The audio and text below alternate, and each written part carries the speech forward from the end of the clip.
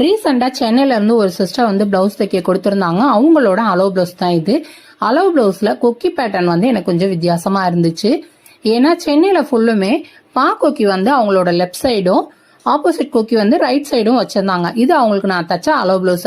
அவங்க வந்து அவங்களோட அளவு சட்டையில எப்படி இருந்துச்சோ அதே மாதிரிதான் நானும் வந்து அவங்களுக்கு கொக்கி வச்சு கொடுத்திருந்தேன்.